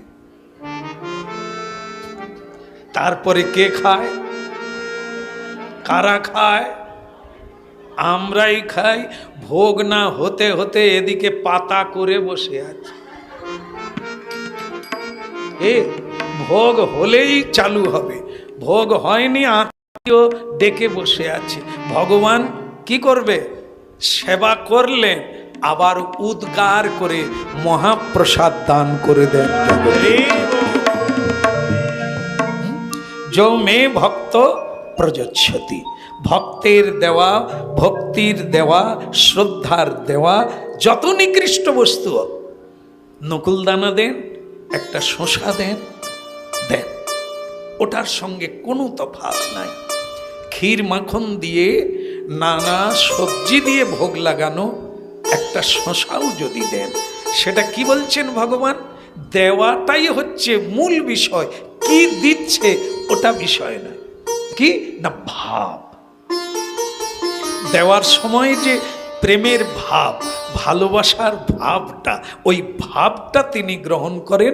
এই জন্য তার নাম ভাবগ্রাহী জনার্দন। ভগবান ভাবটা দেখেন। কারো বাড়িতে পৌঁছে গেলে তার যে ব্যাকুলতা, হ্যাঁ, তার যে মানে কি চেষ্টা, আপনাকে কোথায় বসাবে, কি খাওয়াবে, কি করবে, এইটাই মানুষকে খুশি করে দেয়। রসগোল্লা রাজভোগ তেতো হয়ে যাবে ব্যবহারের দ্বারা, আর কিছুই দিতে পারেন না, নারকেল মুড়ি দেবেন, কিন্তু আপনার ব্যবহারটা মিষ্টির চেয়েও মিষ্টি হয়ে যাবে। এইটি হচ্ছে সবচাইতে দামি জিনিস, আপ্যায়ন। আবেদন, নিবেদন, আহ্বান। ভগবানকে যে আমরা ভোগ লাগিয়ে দিয়ে কীর্তনটা গাই, এসো এসো মহাপ্রভু করি নিবেদন, এসো এসো মহাপ্রভু করি নিবেদন। তাহলে কি ডাকা হচ্ছে, আহ্বান করা হচ্ছে, মহাপ্রভুকে আহ্বান করা হচ্ছে। এইটা ভক্তিযুক্ত হতে হবে। প্রেম, ভালোবাসা চাই। আসবেন, আপনি দেখতে পাবেন যে তিনি সিংহাসন থেকে নেমে আসছেন। আপনার এই প্রেম সেবাটা গ্রহণ করার জন্য। আপনারা জানেন না যে বিদুর ঘরণী কাকিমা গোপালকে কি খেতে দিয়েছিলেন? ভগবান এগুলো লীলা করে প্রমাণ করে দিয়েছেন। তিনি প্রেমের কাঙাল, অন্ন ব্যঞ্জনের কাঙাল নয়, ক্ষীর মাখনের কাঙাল নয়, প্রেমের কাঙাল। এই জন্য বাল্যলীলা এত মধুর। যারা ভালোবাসে তার ঘরে গোবিন্দ যান, যারা ভালোবাসে না মাছি উড়বে, পচে যাবে, নষ্ট হয়ে যাবে, তবু তার ঘরে গোবিন্দ গ্রহণ। ভক্তি হচ্ছে প্রধান। আমাদের সেবার দ্বারা, আচরণের দ্বারা, কীর্তনের দ্বারা এই ভক্তি কিভাবে আসবে, এই জায়গাটা আমাদের গ্রহণ করতে হবে। এ সাধুরা আমাদের শিখিয়ে দিতে পারে, আর আমাদের সাধু সঙ্গ করতে হয়। তাদের ভক্তি, আচরণ, প্রভাব আমাকে আকর্ষণ করবে, আমি তখন আকর্ষিত। যতই কৃষ্ণ কথা বলি, যতই জপ করি, যতই মন্ত্র বলি, ওই ধন না মিশ্রিত হলে সেবানন্দ হয় না, প্রেমানন্দ আসে না। রান্না ভালো হয়েছে, কিন্তু যিনি পরিবেশন করে তার ব্যবহার ভালো নয়, খেতে দিতে জানে না। হ্যাঁ, আবার এক একজন এত মধুর করে কথা বলে খাওয়ায়, যা পেট ভরা থাকলেও আরো এক মুঠো খেতে ইচ্ছে হবে। আর এক এক জায়গায় আমরা তো দেশ বিদেশে খেয়ে খেয়ে আসি, কত রকমের মানুষ দেখি। এই বড় এক পরীক্ষার জায়গায় আমরা আছি। যদি শুধু বাড়িতে সেবা পেতাম তাহলে এগুলো ধরতে পারতাম না, কোনটা শ্রদ্ধা, কোনটা অশ্রদ্ধা, কোনটা ভালোবাসা, কোনটা মেকি, গিল্টি, ছল।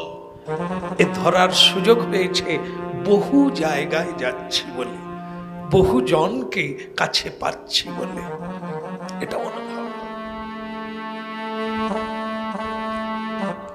তেজি শ্রদ্ধা, এইটি আমরা যত যাই করি না কেন, পণ্ডিত বলবে লোকে, বাহবা দেবে লোকে, কি কীর্তন গান আপনি, এর কোনো মূল্য নেই। এখানেই দুদিনের প্রশংসা মাত্র, কিন্তু আসল যেটা মনুষ্য জীবনে পেতে হবে সেটা হচ্ছে গোবিন্দ সেবার অধিকার। সেবায় অভিলাষ চাহে নরোত্তম দাস। ভক্তি শিক্ষা দান করেছেন নরোত্তম দাস ঠাকুর। তার পদাবলীগুলি, তার কীর্তনগুলি সব ভক্তির কীর্তন। এই জন্য রামকৃষ্ণ ঠাকুর তার ভক্তদের একটি সুন্দর কথা বলেছিলেন কলকাতায়, যে ভক্তি কিনতে পাওয়া যায়, ভক্তি কিনতে পাওয়া যায়। তো তখন উৎসুক শ্রোতারা বলেছিলেন, তাহলে বাবা আপনি ঠিকানাটা দেন। বটতলা, কলিকাতা বটতলা। বলে কলিকাতা বটতলায় ভক্তি বিক্রি হয়? দেখবে একটা বই দোকান বসে রাস্তায় পেতে, একটা ফুটপাতে বটতলায় বই দোকান বসে, সেখানে গিয়ে বলবি নরোত্তম দাস ঠাকুরের ভক্তি গীতি, হ্যাঁ, সেটা কিনে আনবি 4 আনা দাম। তখনকার দিনে তিনি বলতেন ওটা 4 আনা দাম, কিনে নিয়ে আসবি, নিয়ে এসে শুধু পড়বি। করতাল লাগবে না, খোল লাগবে না, সুর লাগবে না, তালও লাগবে না, শুধু পড়বি। আর কবে নিতাই চাঁদি করুণা করিবে, সংসার বাসনায় আমার কবে তুচ্ছ হবে, বিষয় ছাড়িয়া কবে শুদ্ধ হবে মন, কবে হাম ঘের বসেই মধুর বৃন্দাবন। কি বুঝলে? বড় বড় শাস্ত্র পড়তে হবে না, এই 4 আনার একটা গ্রন্থ কিনে আন, ভক্তি কিনতে পাওয়া যায়, ওটা পড়বি, ভক্তি এসে যাবে। রূপ রঘুনাথি পদে রঘু মোর মতি। কার পদে? রূপ রঘুনাথ, হ্যাঁ, দাস রঘুনাথ, যিনি আদি সপ্তগ্রামে বাড়ি, জমিদারের ছেলে। হ্যাঁ, বৃন্দাবনে গেলে রাধাকুণ্ডে যাবেন, হ্যাঁ, যেখানে আমি হারিয়ে গিয়েছিলাম, এক অবান্তর জায়গা। এবারে গেলাম, সেখানে 4 দিন ছিলাম রাধাকুণ্ডেই, কেবল 4 দিন। এক অলৌকিক দৃশ্য দর্শন করে এলাম। কত অনুভব, যা এতদিন হয় না। ওখানে গিয়ে সেই আমার সেদিনের প্রথম দিনের, যেখানে আমি হারিয়ে গিয়েছিলাম, মানে বিস্মৃতি হয়ে গিয়েছিলাম, টাইম ভুলে গিয়েছিলাম, কার সঙ্গে এসেছি ভুলে গিয়েছিলাম বলে এক মারাত্মক ঘটনা ঘটে গেছে। সেটা হচ্ছে এই রঘুনাথ দাস ঠাকুরের সমাধিতে। একদম দুপুর বেলা, ভাদ্র মাসের 3টের সময়, বিকট রোদ। সেই সময় রাধাকুণ্ডে ফাঁকা। আমি খুঁজতে খুঁজতে রঘুনাথ দাস গোস্বামীর সমাধি মন্দিরে পৌঁছে গেছি একা। সেখানে দৃশ্যটা দেখে আমি অভিভূত। কি, 2জন লোক বসে আছে, একজনা করতাল নিয়ে বসে আছে, ওখানে অখণ্ড হরিনাম চলছে দিন আর রাত্রি, বহু বছর ধরে চলছে দিন আর রাত্রি কীর্তন। তো সেদিন দুপুরবেলা 2জন আছে, একজন একটা তোয়ালা পেতে একটা গ্রন্থ নিয়ে বসে আছে, সে শুধু গামছা দিয়ে খালি মুছতেই আছে। আমি এই দৃশ্য দেখে অভিভূত হয়ে গেলাম। আর যিনি করতাল বাজিয়ে কীর্তন করছিলেন, করতাল রেখে দিয়ে সে শুধু তার ধুতির আঁচল দিয়ে চোখের জল পড়ছে। কি করছে এরা? আমার জীবনে আমি এরকম অভিভূত হই না। অবাক হয়ে তাকিয়ে থাকলাম। শুধু আমার লোভ তো বেশি গ্রন্থে থাকে। তা যিনি গ্রন্থ পড়ছেন, আমি তাকে গিয়ে বললাম, এটা কি গ্রন্থ পড়ছে? উনি বললেন, এটা ভক্তি কুসুমাঞ্জলি, দাস ঠাকুর লিখেছেন। তিনি যে তার ভক্তিকে ফুল মনে করে রাধারানীর চরণে অঞ্জলি দিয়েছিলেন, সেই গ্রন্থের নাম হচ্ছে ভক্তি কুসুমাঞ্জলি। আমি তার পায়ে ধরে ফেললাম, এই গ্রন্থটা আমাকে দেবেন, আমার গুরুদেবকে দেব। সে তখন চোখের জল মুছে বললেন, তুমি গ্রন্থ নেবে, পেয়ে যাবে, আর একটু এগিয়ে যাও, একটা আশ্রম পাবে, অনন্ত দাস বাবাজি আছেন, তার কাছে এই গ্রন্থ আছে। বাস, ওখানে প্রণাম করে চলে গেলাম। সেখানে গিয়ে যে অনন্ত দাস বাবাজির বিখ্যাত নাম সাধু, তিনি সেই মাত্র বাংলাদেশ থেকে আশ্রমে ফিরেছেন, ভীষণ ভিড়, আর ওনার গেট বন্ধ করে দিয়েছেন। উনি ক্লান্ত, কেউ দর্শন করতে পারবে না। আর আমি যখন গিয়েছি, আপনারা জানেন, তখন প্রায় 3:30 বেজে গেছে। আমি কি করলাম, খুব অনুরোধ করলাম যে আমাকে একবারের জন্য ওনার দর্শন দিতেই হবে, কারণ আমি আর বোধহয় জীবনে আসতে পারবো না।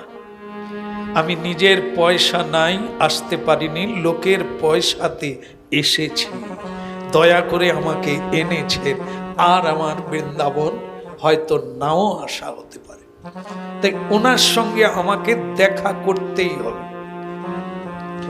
বাস, একজনা বললেন, আচ্ছা ঠিক আছে, দেখি উনি বিশ্রামে আছেন না বসে আছেন। তো দেখলেন উনি টেবিলে বসে, মানে চেয়ারে বসে কি লিখছেন। উনি এসে বললেন, ঠিক আছে, তুমি দেখেই তাড়াতাড়ি বেরিয়ে আসো, উনি বিশ্রাম করবেন। গিয়ে প্রণাম করতেই উনি দেখলেন পা থেকে মাথা পর্যন্ত, কি নাম তোমার? বললাম, শ্যাম সুন্দর। কোথা থেকে এসেছো? বাংলা থেকে। কি চাই এখানে? গ্রন্থ ভক্তি কুসুমাঞ্জলি।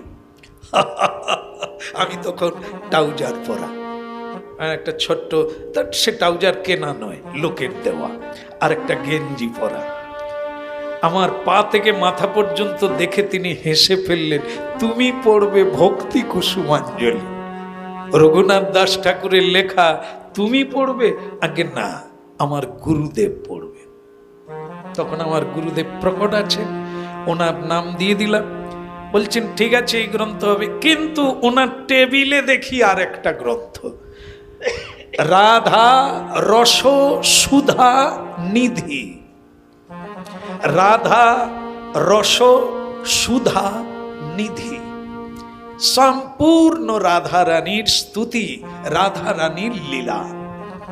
কি পাওয়া দেখুন, সেটি পুরনো গ্রন্থ। ধরে বসলাম, প্রভুজি আমাকে এই গ্রন্থটাও দিতে হবে। তিনি বললেন তুমি তো বড্ড পাগল, এটা আমি নিজে পড়ার জন্য রেখেছি, এ গ্রন্থ আর ছাপানো নেই, একে আমি দেব কি করে? এটা আমার কাছে থাকে, আমি রাখি। প্রভু আপনি নিয়ে নেবেন, আবার আপনি ছাপান এই গ্রন্থ, তা আপনি ছাপিয়ে কিছুতেই দেবে না। আর আমি তাকে ধরে ফেলেছি, কোলে তুলে নিয়েছি। তো তিনি আমার এই পাগলামি দেখে বললেন আচ্ছা ঠিক আছে ঠিক আছে, রাধারানী কৃপা করুক, আমি না হয় অন্য কারো কাছ থেকে নিয়ে নেব। এই দুটো গ্রন্থ আনলাম।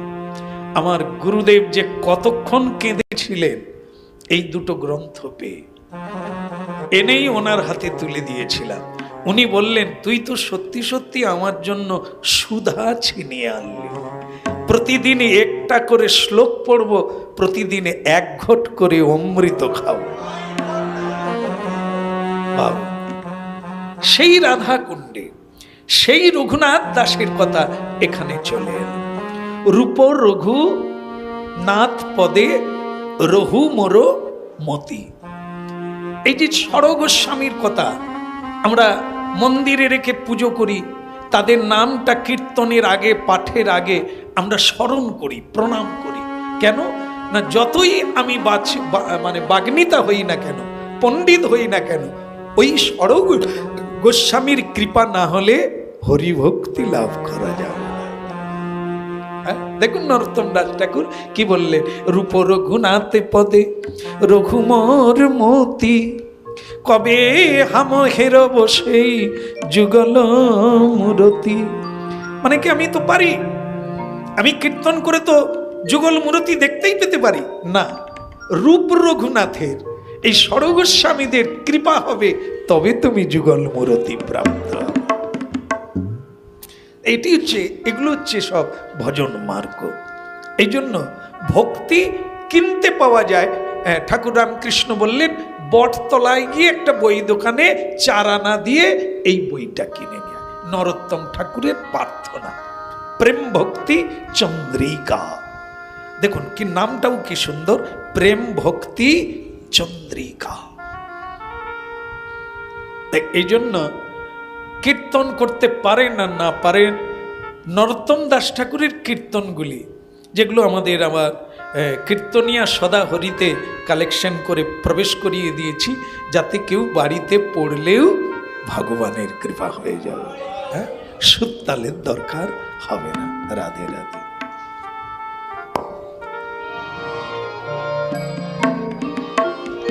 রাধে রাধে। গৌরাঙ্গ তুমি মোরে দয়া না ছাড়ি, গৌরাঙ্গ তুমি মোরে দয়া না ছাড়ি,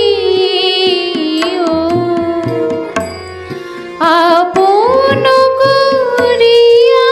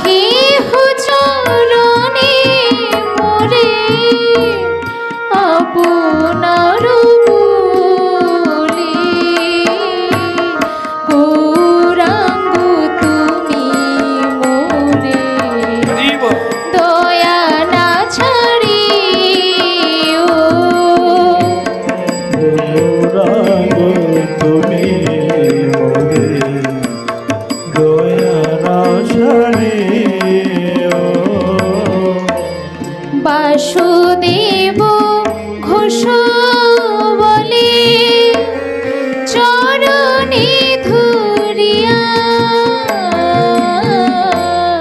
বাসুদেব ঘোষ বলে চরণে ধুরিয়া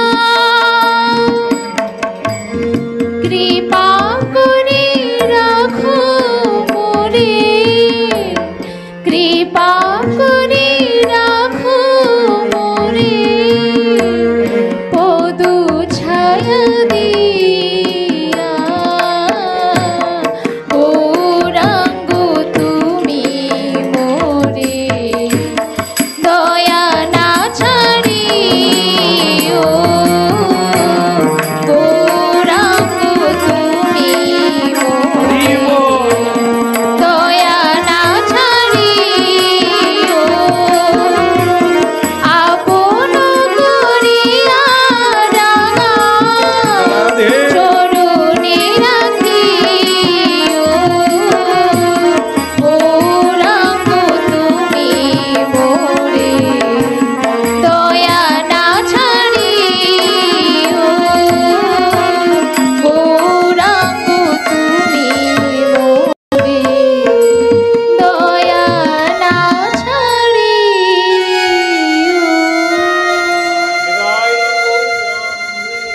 হরি বল। হ্যাঁ, তো এই বাল্য লীলায় দেখা যায় যে একবার ভগবান কৃষ্ণ মাটি খাচ্ছিলেন, তাই না? তো মাটি খাচ্ছিলেন, তো সখারা এসে মা যশোদাকে জানালেন যে কানাইয়া কি খাচ্ছে? মাটি খাচ্ছে। তো মা যশোদার প্রাণ উড়ে গেল। মাটি মানে নোংরা, আর সেটা খাওয়া মানে গোপালের শরীর খারাপ করবে। হায় হায় হায়, এই প্রাণ উড়ে যাওয়ার দশা। ছুটতে ছুটতে মা গোপালের কাছে এলেন, এসে বলছে কানা, বলো মা তুম মাটি খাতা है नहीं না? তাহলে দাদা যে বললো দাউজি মানে বলরাম, তো বলছে দাউজি ঝুট বল रहा है, মিথ্যা বলছে, আমি মাটি খাই না। কিরে বসবো? আবার ছুটবি, আবার ছুটবি, কই বাত নেই, এখন দম আছে, একটু ছুটবি। আমাদের মতো হয়ে গেলে বসে পড়বো। বলো তো কি বলছিলাম? হ্যাঁ, বয়স হয়ে যাচ্ছে তো মাটি খাচ্ছিল। তো এখন দাদা বলাই এটা জানিয়েছিল মাকে যে মা কানহা মাটি খাচ্ছে। তাই মা যশোদা এসে প্রমাণ করতে পারছে না। কৃষ্ণ বলছে নেই মা, মাটি নেই খায়, আমি মাটি খাই না। আচ্ছা, দাদা বলাই বলছে হ্যাঁ মা, আমি দেখেছি ও মাটি খাচ্ছে। আচ্ছা, এখানে যদি বিচার করা যায়, শ্রীকৃষ্ণজি মিথ্যে বলছেন না দাদা মিথ্যা বলছে? দাদা বলাই দেখেছে ও মাটি খাচ্ছে, আর কৃষ্ণজি বলছেন নেই, দাদা ঝুট বল রা है। কি হবে? বলো রাধে রাধে। ঝুট কে, মিথ্যাবাদী কে? দাদা না ভাই? ভাই। তোমাকে ওকে দাঁড় করাবো? ভাইয়ের দলের লোক, দাদার দলে ভাই চোর, কৃষ্ণকে চোর বলছে, মিথ্যা বলছে, কৃষ্ণ মিথ্যা কথা বলেছে। তা এবার মা যশোদা বলছেন কানা, বলাইকে আমি কোনোদিন মিথ্যাবাদী বলতে পারবো না, কারণ তাকে আমি ছোটবেলা থেকে দেখছি সে কোনোদিন মিথ্যে বলে না, দুষ্টামিও করে না, কারো ঘরে চুরিও, কিন্তু তোমার নামে এসব আছে, যে কেউ বলে দেবে। তো কানা বলে তাহলে তো আমি মিথ্যাবাদী হয়ে গেলাম। তো কানা তখন প্রমাণ করার জন্য বলছে পাড়া প্রতিবেশী বাচ্চা বন্ধুরা সবাই এসে দাঁড়িয়ে গেছে। কানা বলছে মানে খায়া। তো মা যশোদা বলে দাদা বলছে তুমি মাটি খেয়েছো, আমিও জানি তুমি মিথ্যে বলছো, তুমি মাটি খেয়েছো। তো কৃষ্ণ বলে মাটি যে খেয়েছি তার প্রমাণ কি? দেখো, মুখ দেখো। বলো রাধে রাধে। আচ্ছা, শব্দটাকে একটু আস্তে আস্তে গ্রহণ করুন। কি খেয়েছে? মাটি। না ওরকম ফটাং করে না, একটু স্লো করে বলুন, মাটি। আর যদি তাড়াতাড়ি বলা যায় মাটি, আর যদি একটু বসিয়ে বলা যায় তাহলে কি হবে? মাটি, মাটি। আমি মাকে খেয়েছি, মাটি খাইনি। যদি এটা বলে তাহলে মাকে কি খাওয়া যায়? কোন মা? মায়ের মা, মানে ধুলার, সে তো আমার মা। মাটি, খাঁটি মাটি পৃথিবীতে আসল। যা কিছু হচ্ছে তা মাটি থেকেই হচ্ছে। মনে করুন আপনারা যদি রসগোল্লা খান, কি দিয়ে হয়? এই ভাইয়ের ভাই বল, রসগোল্লা কি দিয়ে হয়? ছানা। এবার বল, ছানা কি থেকে হয়? হ্যাঁ, দুধ থেকে। দুধ কি থেকে হয়?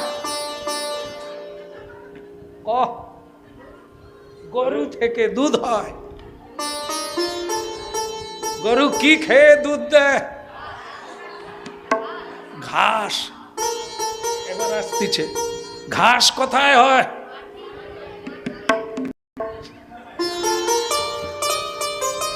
তাহলে রসগোল্লা কি দিয়ে হয়?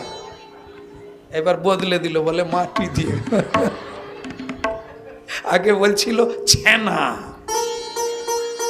এখন বদলে বলছে মাটি দিয়ে হয়। কেন না, এই যে তত্ত্বটা, আসল তত্ত্ব যেখান থেকে উৎপন্ন সেটা হচ্ছে মাটি। আমাদের জন্ম কোথা থেকে?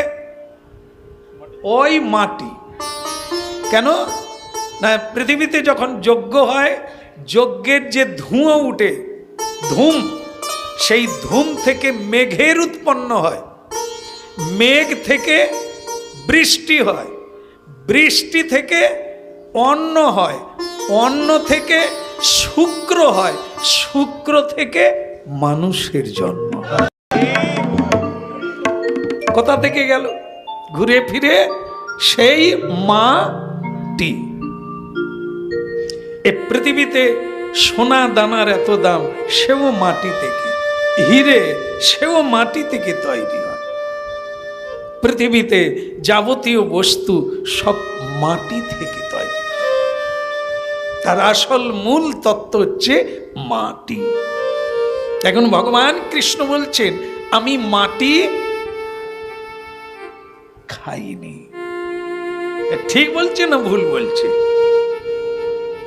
বলছে এ তো তত্ত্ব বোঝা গেল মাটি, তাহলে উনি কি মাটি খাননি? না, কৃষ্ণ বলছেন না, মাটি তৈরি কোথা থেকে হলো? মাটি যখন পৃথিবী ছিল না, সারা পৃথিবী শুধু জলময় ছিল, মাটি কোথায় ছিল? মাটি তো আমি তৈরি করলাম, আমার থেকে তৈরি হলো। মেধাসুরকে বধ করে তার শরীরের দ্বারা এই মেদিনী, এই পৃথিবী তৈরি হল। মূলত অসুর, দেবতা, দানব, মানব সপ্ত গোবিন্দ থেকে উৎপন্ন হল। তাহলে মূলত আমার থেকে যেটা তৈরি সেটা তো আমি। তা আমি যদি মাটি খাই, তাহলে আমি কাকে খাচ্ছি? আমি তো নিজেকেই নিজে, বলো। এখন একজন প্রতিবাদী এই কথা শুনে বলছেন যে একটা লীলা আপনাদের বড্ড খারাপ লাগে, যেটা আমার ঘরে এই নিয়ে অশান্তি। তাহলে কোন লীলাটা বল না রে, আর না হয় গাইব না। তাহলে এই যে আপনারা খুব বিনিয়ে বিনিয়ে গান করেন, রাধা রানীর পায়ে ভগবান কৃষ্ণ পায়ে ধরেছিলেন, এইটা নিয়েই আমার ঘরের বউ বলে তুমি আমার পায়ে ধরো। এই যে কি সমস্যায় পড়ি, আপনাদের কীর্তন মেয়েগুলো শুনে যায় আর বাড়িতে গিয়ে গন্ডগোল পাকায়। আমি কি পুরুষ হয়ে একটা মেয়ের পায়ে ধরতে পারি? না, এটা তো গন্ডগোল করছে। আমরা তো কীর্তন গাই, রাধারানীর চরণ গোবিন্দ ধরেছে, আমরা কি তারপরে বলে দিই যে এইবার থেকে স্বামীরা সব? বল না, তা তো বলেন না। এই ইউটিউবে কীর্তন শোন, আমরা কি এটা বলি যে স্ত্রীদের পায়ে স্বামীরা ধরুক? বল না, আমি তো তা চেক করে দেখেছি, তা তো বলেন না। তাহলে আমার বউ বলে কেন যে তুমি আমার পায়ে ধরো? রাধারানীর পায়ে কৃষ্ণ ধরেছিল, তুমি আমার পায়ে ধরো। তাহলে তোমার বউকে নিয়ে কাল সকালে একবার এসো। হ্যাঁ, তাহলে আমি কাল সকালেই আসতেছি। যদি এলো, এইবার তার স্ত্রী বলে আপনি বলেননি, আপনি মিথ্যে কথা বলছেন, আপনি বলেননি যে রাধারানীর পায়ে গোবিন্দ ধরে কাঁদলো। আমি হ্যাঁ, ও তো গ্রন্থেও লেখা আছে, শাস্ত্রেও লেখা আছে, আমরা পড়ি, আমরা বলেছি। বলে তাহলে ভুল কথা? আমার ঘরে পঞ্চুর বাবাকে আমি পায়ে ধরতে বলছি, অসুবিধে কোথা? একই তো ব্যাপার। না মা, এইখানেই ভুল হয়ে গেছে। তিনি হচ্ছে রাধা আর আপনি হচ্ছে আদা। কেমন গাধা? কি? তিনি হচ্ছেন রাধা, তুমি হচ্ছে। কেন বলা হলো? দেখো, তোমার জন্মটা কোথা থেকে? তোমার জন্ম হয়েছে ব্রহ্মার নাভি থেকে পদ্ম, পদ্মের উপরে পদ্মজনী ব্রহ্মা, ব্রহ্মা থেকে মুনিগণ, মুনি থেকে মানব, তাই না? এত দূরে। আর রাধার জন্ম কোথা? ভগবানের বাম অঙ্গ থেকে। ভগবান এক মা অদ্বিতীয়ম, নিজেকে দুটো ভাগ করলেন। তাহলে কে? কৃষ্ণই রাধা, রাধাই কৃষ্ণ। দুহু তনু এক, এক আত্মা, দুটো দেহ। তাহলে যদি নিজের পায়ে কেউ নিজে ধরে, তার কি কোনো অপরাধ হবে? রাধাই কৃষ্ণ, কৃষ্ণই রাধা। তা যদি রাধারানী চরণ গোবিন্দ মাথায় রাখে, সে কার চরণ? রাধার কেন হবে? সে তো তার নিজের।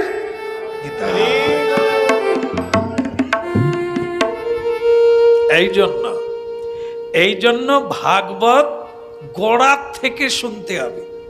কৃষ্ণ লীলা শুনেছ তো মরেছ, উল্টো বুঝলি রাম হয়ে যাবে।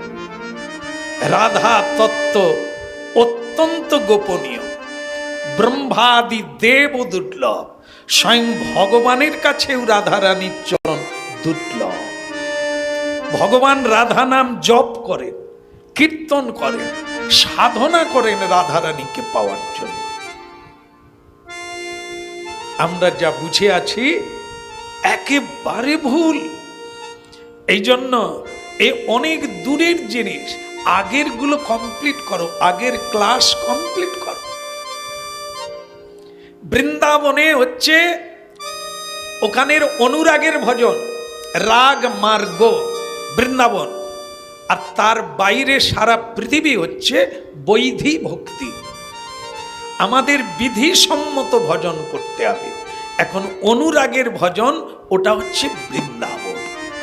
আর বৃন্দাবনে প্রবেশ করতে গেলে আমাদের গুরু চেঞ্জ হয়ে যাবে। সেখানকার গুরু হচ্ছে সখী রূপা গুরু।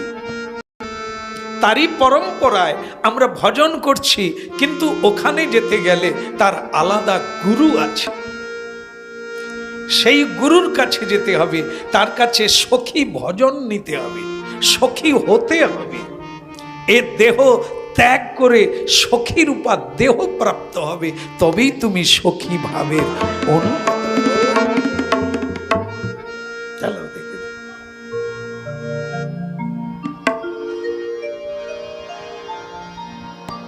রাধে রাধে।